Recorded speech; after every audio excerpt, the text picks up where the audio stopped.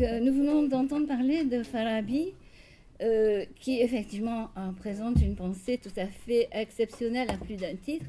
C'est également le cas de Tirmizi, qui a vécu à peu près aux mêmes époques, un peu avant lui.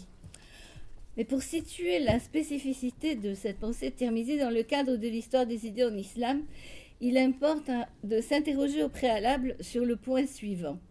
La problématique du lien entre radicalité et violence au nom de l'islam a-t-elle été abordée de front, c'est-à-dire vraiment de front, par un ou plusieurs penseurs musulmans au cours des 14 siècles d'existence de cette religion?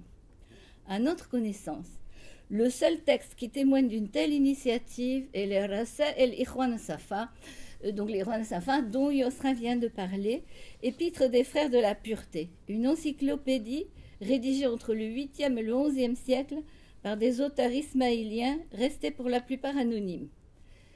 Il ne s'agit pas en disant cela de compter pour rien les réflexions de Abou Bakr Mohamed al-Razi, dont a parlé également Yosra, philosophe et libre penseur humaniste, ainsi que les courageuses propositions pour la période moderne d'abolition de la violence en islam, comme celle du penseur soudanais Mahmoud Mohamed Taha, mort en 1985, dont la pensée a toujours un rayonnement important.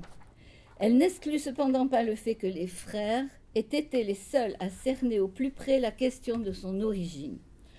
En effet, parler de radicalisation implique qu'il existe des concepts et surtout des règles fondamentales qui, au-delà d'un cadre juridique interprétable, peuvent devenir une cause directe et incontournable de violence à partir du moment où elles sont évoquées en l'absence de toute considération circonstancielle susceptible d'en atténuer les effets. On rappellera à ce propos les efforts répétés des juristes musulmans durant des siècles pour éviter, par un appel constant à ce type de circonstances, une pratique de la loi incompatible avec le minimum d'irénisme nécessaire à l'équilibre de la vie sociale. Le terme radicalité renvoyant aux racines, c'est tout naturellement dans les textes fondateurs, Coran et Sunna, que l'on doit cerner l'origine de ce problème. C'est ce qu'ont fait avec lucidité et détermination les Ikhwan, dont le discours va être résumé ici en 3 étapes très rapides. En premier lieu, en moraliste intègre et sans compromission, ils ont posé le principe que la violence est un mal en soi, universellement détestable et condamnable. Dans ce cas, toute religion digne de ce nom se doit de la bannir de façon radicale et inconditionnelle. Selon leurs propres termes, il est des gens qui pensent et croient dans leur religion et leur doctrine qu'il est licite de verser le sang de quiconque s'oppose doctrinalement à eux, comme les juifs, les khaligites et tous ceux qui cachent la vérité sur le Seigneur. Mais il est aussi des gens qui estiment et sont persuadés dans leur religion et leur tendance qu'il faut mettre en pratique la miséricorde et la sollicitude à l'égard de tous. Ils ont pitié des pécheurs et demandent pardon pour eux. Ils ont de l'affection pour tout être vivant, doté du souffle de l'esprit, et ils souhaitent son salut. Telle est la tendance religieuse des bons, des ascètes, des justes parmi les croyants. Telle est également celle des frères de la pureté. De cette déclaration, ils déduisent directement qu'il est impossible que les textes fondateurs puissent servir à la violence, servir de racine à la violence, et que pour cette raison, tous les passages qui en font état ne doivent pas être considérés comme inspirés par Dieu, mais purement humains.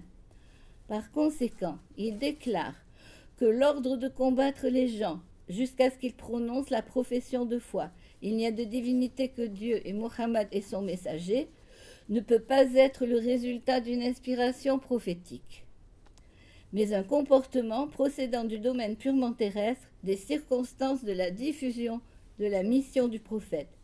La raison en est que comme le but des prophètes est de sauver des âmes, ils ne peuvent enseigner que ce qui contribue à les purifier, alors que de telles théories du combat appartiennent par essence au monde de la génération et de la corruption. Elles relèvent d'un art de la guerre fondé sur la ruse et la tromperie qui n'a rien à voir avec Dieu ni avec ses messagers. En conclusion, tout ce qui a trait à cet aspect de la charia dans le Coran n'est pas d'inspiration prophétique mais humaine et procède d'une science terrestre immanente et circonstancielle dont le domaine est totalement étranger à celui de la révélation céleste. Vous voyez la radicalité de ses propos, surtout le grand courage de ses propos. La racine de violence étant ainsi définitivement extirpée, en quelques mots, il leur est devenu possible de définir le comportement juste à adopter avec l'autre religieux. Le devoir d'un inspiré pour eux, lui-même modèle de tous les fidèles, et non pas de combattre, mais de rappeler aux hommes la bonne voie et d'être pour eux un médecin compatissant qui les soigne de la manière la plus adaptée à leur cas. Il lui incombe de leur rappeler les signes figurant dans les livres divins et dans ce qu'ils possèdent de récits de leurs prophètes, ce qui se trouve dans les règles de leurs lois religieuses comme limites, modèles et exemples, selon qu'il s'agit de gens qui se réclament de la Torah, de l'Évangile ou du Coran. Plus encore, si ceux qui nient les sens profonds des questions relatives à la résurrection, au sens de retour à la vie, ma'ad, et à l'entrée dans le monde futur, mabda, sont des adorateurs de fausses divinités ou d'idoles, du feu, du soleil, des corps célestes ou de tout ce qui y ressemble, il existe tout de même dans leurs livres sacrés, dans les représentations de leurs lieux de culte et dans les règles de leurs lois religieuses coutumières, des exemples de cela, ainsi que des allusions qui y renvoient, tout comme il y en a dans les lois des religions prophétiques. Il est seulement nécessaire que ce messager, cet homme qui en parle, les connaisse parfaitement. En d'autres termes, tout messager divin digne de ce nom doit avoir une culture religieuse universelle. On ne connaît, semble-t-il, aucun texte au monde se réclamant de l'islam qui ait véhiculé un discours de ce genre, alors que pourtant, une lecture approfondie du Coran permet d'y trouver, par exemple, cette prise en considération de la foi en la résurrection dans les religions polythéistes comme celle de l'Égypte et de l'Inde antique, ainsi qu'en témoigne le récit des gens de la caverne de la sourate 18.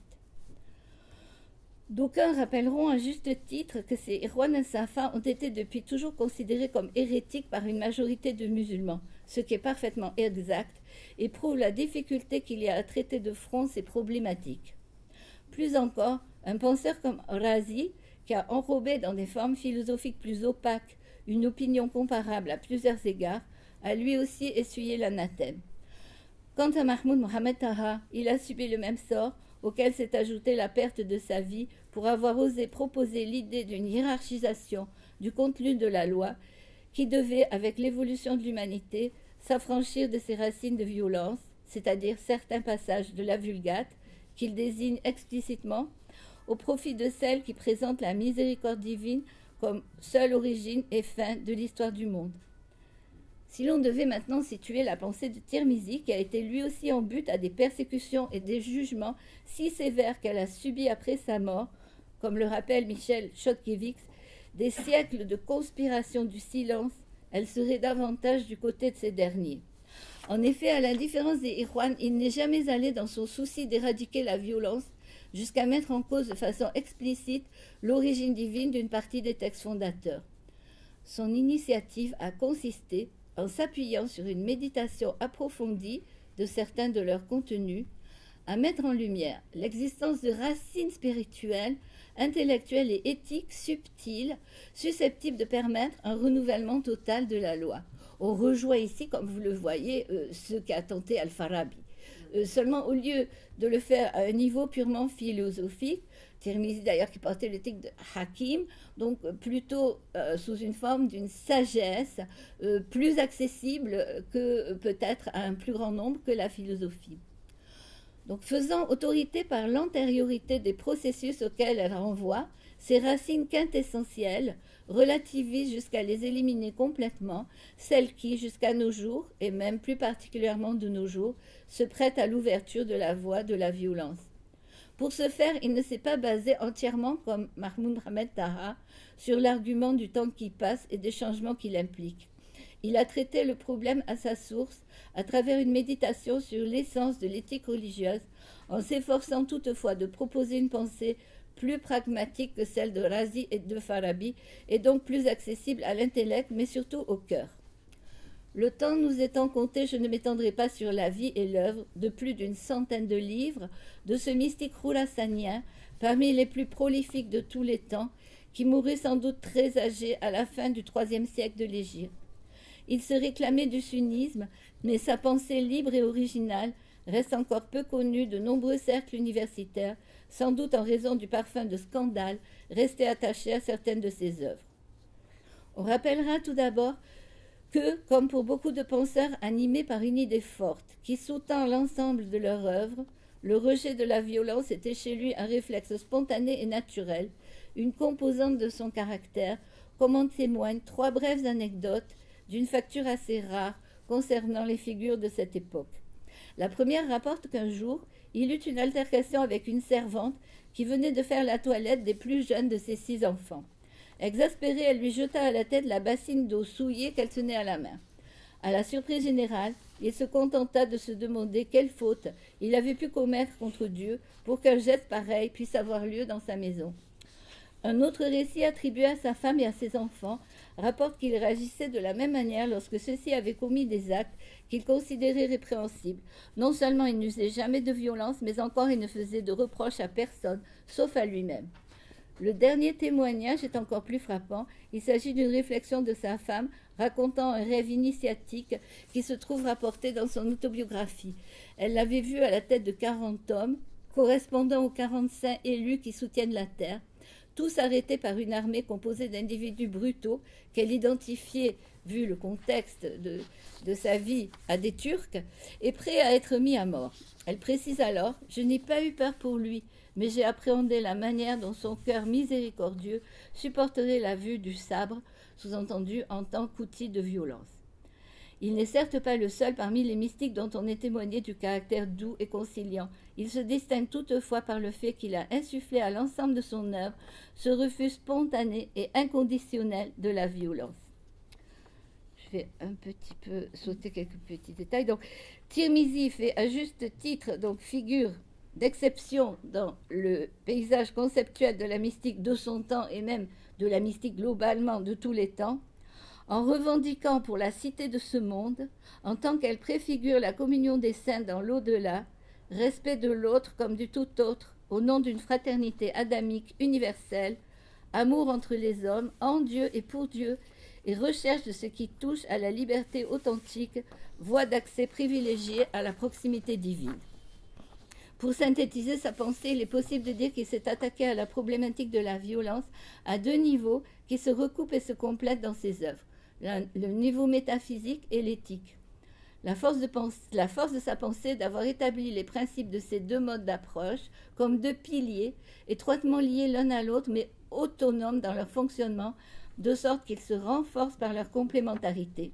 Le pilier métaphysique s'appuie sur une lecture approfondie du Coran et une expérience personnelle d'ordre spirituel, le pilier éthique sur la connaissance de l'âme humaine et l'observation de ses états psychologiques. Toutefois, la démarche métaphysique se présente comme première dans la mesure où elle apparaît comme le principe des principes de tout ce qui constitue l'existence de l'humanité. Donc maintenant, première partie d'exposé de sa pensée, les fondements métaphysiques de l'antiviolence, amour, liberté et fraternité adamique. La notion centrale qui unifie les écrits de Tirmizi et en recèle les clés interprétatives est la sainteté, walaya, dont il a été le premier spirituel sunnite à avoir élaboré une théorie complète qui englobe sa hiérarchie. C'est à travers ce concept qu'il a établi, sans toutefois jamais expliciter son intention, la possibilité de rendre totalement inopérantes les racines de violence contenues dans les textes fondateurs. Les saints étant à toutes les époques habilités non seulement à interpréter la loi, mais surtout à la modifier en vertu de l'antériorité absolue du principe qui caractérise leur état, l'amour. En dépit de sa discrétion fidèle au modèle coranique qui laisse au lecteur l'initiative de découvrir le sens de ses allusions, les persécutions qu'il eut à subir témoignent de manière éloquente de la rigidité à laquelle s'est heurtée sa démarche dès son vivant. Les raisons pour lesquelles il fut traduit plusieurs fois devant les tribunaux de Balkh et pour finir chassé de sa ville de Termez sont toutes relatives à des postulats qui, dans sa doctrine, furent considérés comme particulièrement gênants par les représentants de l'orthodoxie sunnite de son temps. Il s'agit en substance de 3 reproches. Parler d'amour dans un cadre religieux, introduire des innovations dans la religion et enfin prétendre à la prophétie. On ne saurait en réalité mieux décrire sa démarche en quelques mots, à la seule différence que la courageuse entreprise à laquelle il a consacré son existence semblerait plutôt mériter des éloges. La première de ces critiques, parler d'amour à propos de Dieu, indique sans aucun doute que les juges de Tirmizi entendaient marquer leur défiance à l'égard d'une pensée dont il s'agissait les rapports avec des concepts répandus dans certains milieux néoplatonisants et chrétiens de l'époque. Il n'avait pas tort sur ce point dans la mesure où les fondements généraux de sa doctrine sont en grande partie superposables à ceux d'un système à la fois chrétien et néoplatonisant, celui d'Évagre le Pontique. Voici en quelques mots les traits principaux de la doctrine de Tirmizi. Dieu, que Tirmizi invite à considérer comme étant en lui-même la quintessence de l'amour, donne existence avant toute création au cœur spirituel subtil de tous les êtres à venir. Ces entités se trouvent immédiatement plongées dans l'effusion de la lumière de son amour et de sa miséricorde en une sorte de baptême préexistentiel. Face à leur Créateur et envahies par une sorte de joie ineffable, elles proclament alors tout ensemble son unicité. C'est le jour du tout commencement, Yom el-Bad'i, qui correspond à la situation première de la monade des Noi ou des Logikoi, respectivement chez Origène et Évagre. À ce jour succède une deuxième étape portant le nom de décret et divisée elle-même en deux parties, le jour de l'attention des cœurs et le jour des décrets à proprement parler. Le jour de l'attention des cœurs, Dieu propose à chacun un choix qui consiste soit à rester totalement fidèle à la contemplation première du jour du tout commencement, soit à se tourner plus ou moins vers d'autres objets d'intérêt et d'amour.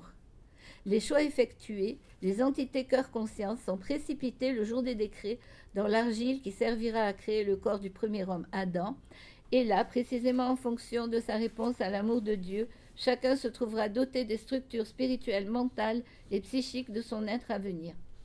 Selon cette vision des choses, qui aurait pu être comprise par ses concitoyens bouddhistes comme un effet du karma, le choix relatif à l'amour est présenté comme le fondement ontologique non seulement de toute existence mais aussi de toute liberté.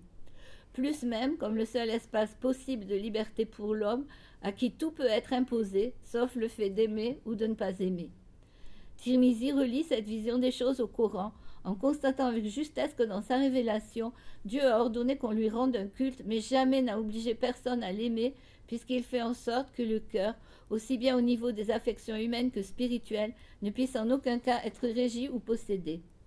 Les conséquences de ce choix préexistentiel sont considérables, puisqu'elles régissent toute la vie à venir de l'individu en déterminant ses prédispositions à aimer en ce monde, c'est-à-dire en d'autres termes, la pureté de sa vocation de sainteté, tous les humains sans exception s'en trouvant dotés, même si la plupart restent ici-bas à son niveau le plus élémentaire que Tirmizi appelle la sainteté générale. En ce sens, il affirme par le biais d'une formule d'une modernité étonnante que l'homme n'est autre que le berger de son être. Selon une telle vision des choses, chacun vient au monde en conformité avec les conséquences de son premier libre choix, comme dans tout système néoplatonisant ou néopythagorisant. L'étape qui suit est celle du premier pacte, le pacte dit des fils d'Adam, qui correspond au verset coranique 772. Lorsque ton Seigneur fit sortir du dos des fils d'Adam leur descendance, il les fit témoigner envers eux-mêmes. Ne suis-je pas votre Seigneur? Ils répondirent certes oui. Ceci afin que vous ne disiez pas le jour du jugement, nous étions ignorants de cela. Ce pacte, qui désigne en réalité dans le Coran une alliance originelle conclue avec les premières générations d'hommes sur la terre, en réaction contre la théorie des Vémères, a été majoritairement interprété dès les premiers siècles, y compris par les oulémas représentants de l'orthodoxie sunnite, comme un covenant pré-éternel conclu avec la monade des entités, la monade des entités extraites par Dieu des lombes d'Adam alors qu'il était encore une masse d'argile. Les mystiques ont presque tous adopté cette interprétation. Tirmizi est en revanche l'un des rares à avoir introduit dans le cadre d'événements antérieurs à ce pacte les notions de libre choix des entités et des conséquences qui en découlent, superposables à celles du premier jugement suivi de la chute et de l'incarnation des esprits chez Origène et Évagre.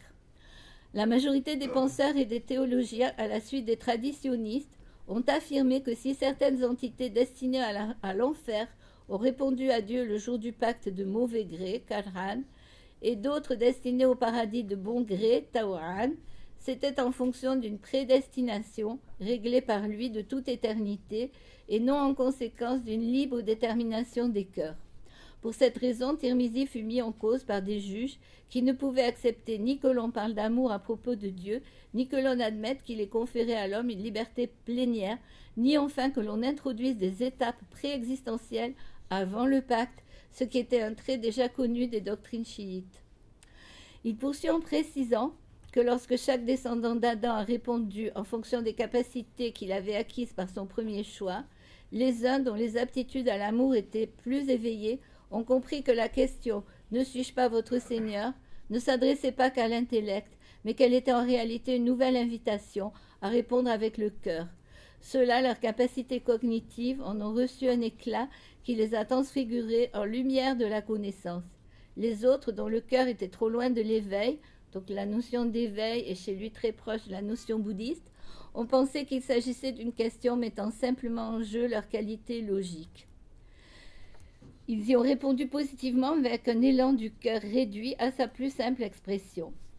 Cet état suit les êtres tout au long de leur existence et jusqu'au-delà de la mort. Selon les choix de chacun, le degré de délicatesse de sa foi et de l'amour qu'il ressent pour Dieu en ce monde le dirigera soit vers le paradis où il connaîtra la récompense des justes et goûtera des joies célestes auxquelles son moi prendra une certaine part, soit vers la proximité divine où dans un oubli total de lui-même, il goûtera pleinement la présence de l'aimé suprême. Ceux qui, dès le jour de l'attention des cœurs, avaient effectué des choix trop éloignés de l'amour de Dieu, verront à un moment ou à un autre leur cœur se durcir, puis se briser comme une vitre ou une lame trop exposée à la sécheresse. Ces malheureux n'auront d'autre solution que se diriger vers le seul endroit où se trouve l'élément avec lequel il est possible de refondre le verre et le métal. C'est le feu, substance de l'enfer. Là, grâce à une eau descendue du paradis, qui permettra que le verre de leur cœur soit refondu, ils le restaureront dans l'épreuve et la souffrance. Et dès que ceci aura été accompli, ils appelleront la miséricorde divine qui les projettera directement au paradis. Ainsi, à la fin des temps, au terme d'une apocatastase échelonnée, tous les cœurs de la monade primitive accéderont au salut en retrouvant la joie du jour du tout commencement qui leur était depuis toujours destiné. Cette vision des choses a sans doute été une raison majeure du reproche d'innovation adressé à Tirmizi par ses juges.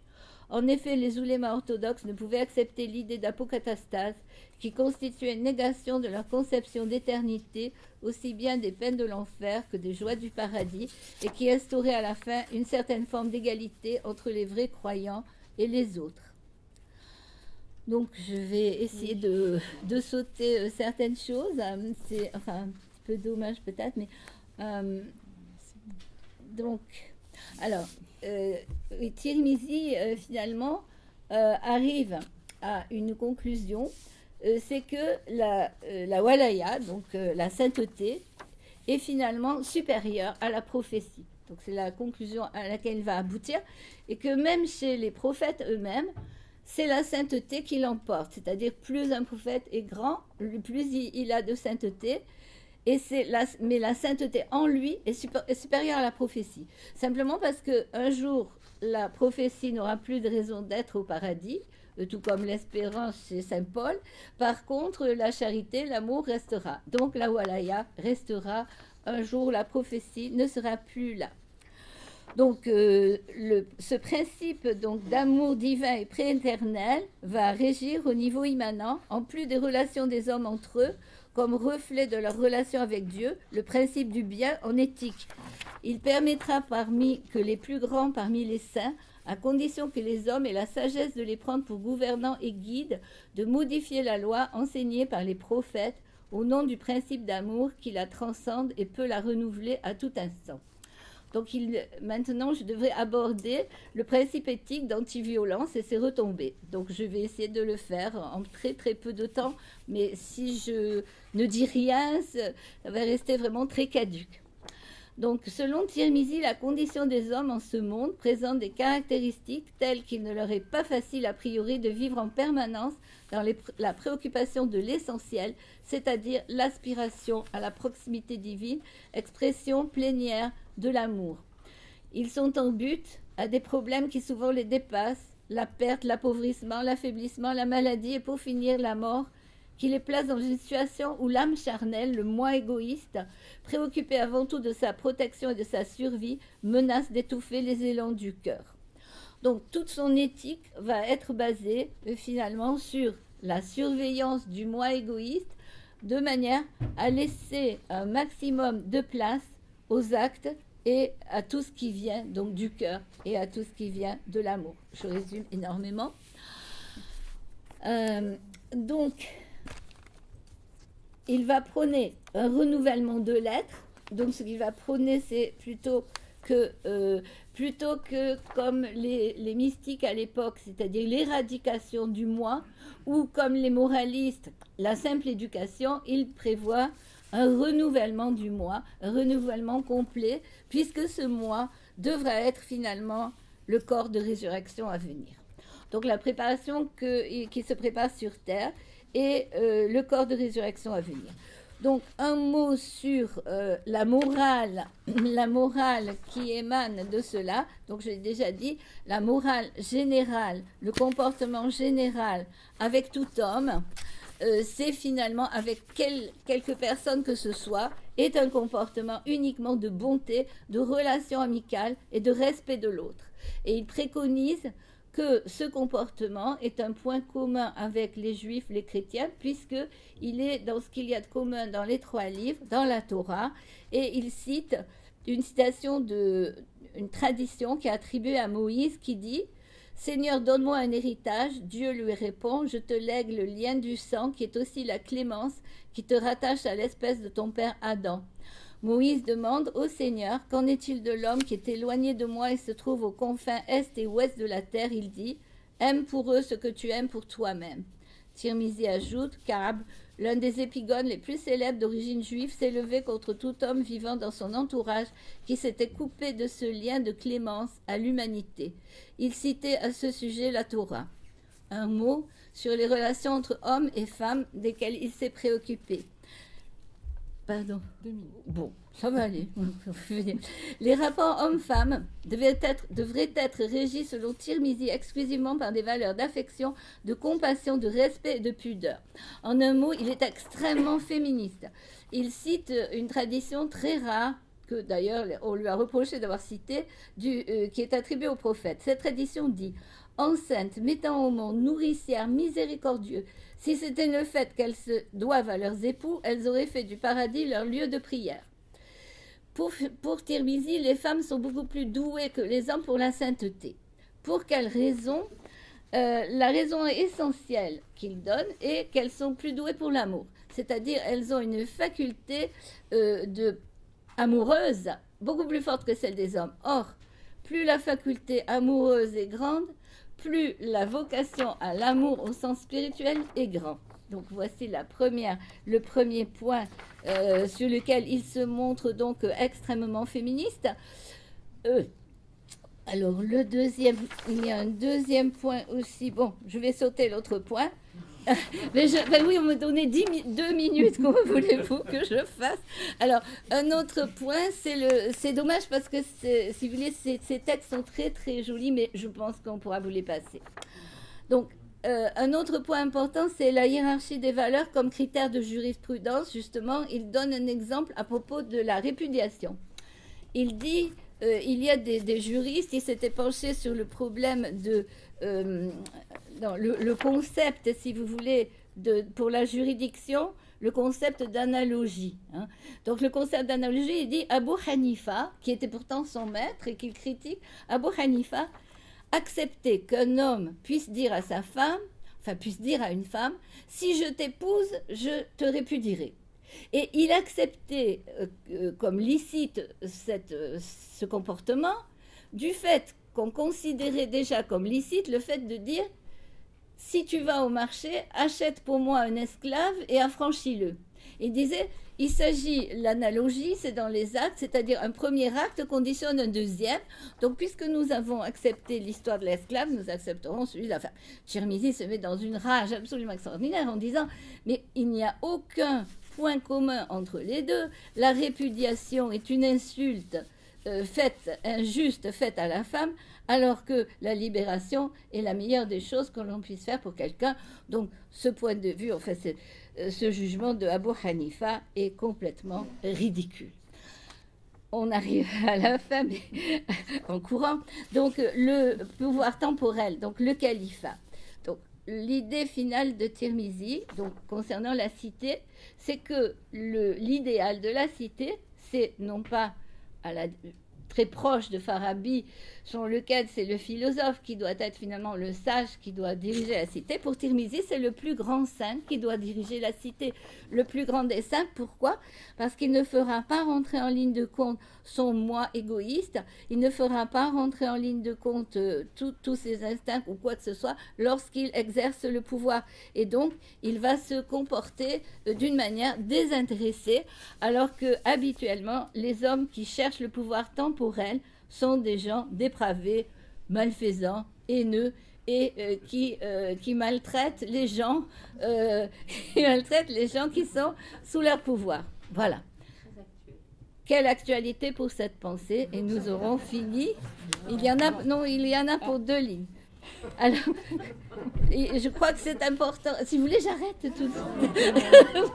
Alors, quelle actualité pour cette pensée? Donc, à l'heure où se pose un peu partout la question du renouvellement de l'islam sur de nombreux plans, et tout précisément le politique, la pensée de Tirmizi ne manque pas d'attirer l'attention. D'une part, alors par cette initiative d'élire le plus grand saint donc, comme responsable, mais ceci implique que la nation qui va élire un grand saint comme responsable est elle-même une relation sainte, dont tous les individus s'efforcent eux-mêmes d'arriver à cette sainteté. Et enfin, ce plus grand saint donc, aura toute l'attitude d'amender profondément la loi, voire de la transformer. Les premiers califes ayant été autorisés par le prophète à agir ainsi, Tirmizi conclut que cette autorisation se transmet tout naturellement à leurs successeurs et ajoute que tout invite à espérer que des saints de degré plus élevé que ces illustres personnages eux-mêmes soient envoyés par Dieu au monde à chaque génération. Si la communauté est en mesure de leur conférer le pouvoir, ils pourront renouveler les règles de la loi à l'aune de l'amour. Il reste juste 2 petites questions. D'une part, c'est notre réflexion sur, finalement, il faut avoir un petit recul. Tirmizi considérait-il sa description des événements de la préexistence plutôt comme l'expression fidèle d'une réalité, à l'instar de nombreux mystiques de son époque, ou bien plutôt à la manière d'Origène, comme une façon de mettre certaines notions à la portée du grand public? Et espérait-il que la radicalisation de la sainteté qu'il propose, en remplacement de la radicalisation des fondements textuels de la violence, allait pouvoir devenir à court terme une réalité? Pour qui a fréquenté sa pensée remarquable par sa subtilité, il semblerait plus vraisemblable que toute une partie de sa doctrine, en particulier ce qui concerne les événements de la préexistence, soit envisagée d'un point de vue allégorique, destiné à attirer l'attention sur le fait que, dans le Coran, dont il maîtrisait les clés de lecture, l'amour et la miséricorde sont à la fois premiers d'un point de vue chronologique et par le volume qu'ils occupent dans le texte de la Vulgate. Il possédait sans doute plus de lumière que nous sur sa proportion de plus de 90% de contenu fondé sur la miséricorde, la compassion, tandis que les racines éventuelles de la violence de la charia n'en occupent pas plus de 4%. De plus, les premiers font partie de la strate de révélation la plus ancienne dite mécoise, tandis que les autres ne sont apparus qu'à partir de l'hégire à Médine. Ce simple constat devrait en principe s'avérer décisif pour proclamer sans causer de scandale la prédominance des premières sur les secondes. Et il a fallu tous les efforts des auteurs de recueils de l'abrogeant et abrogé et des circonstances de la révélation pour masquer une évidence que les Ikhwan el-Safa ont directement montrée du doigt. Dans ce cas, la radicalisation de la sainteté serait à envisager, ainsi que semblerait le confirmer sa conviction d'avoir écrit pour les générations du futur, comme la vision de l'approche de la fin des temps, d'une humanité qui aurait pris conscience de la raison d'être ultime du texte coranique. Selon cette perspective, seuls les derniers humains, que nous sommes peut-être, seraient en mesure d'en cueillir les fruits, à condition d'avoir saisi au préalable le véritable sens de la révélation. Je vous remercie.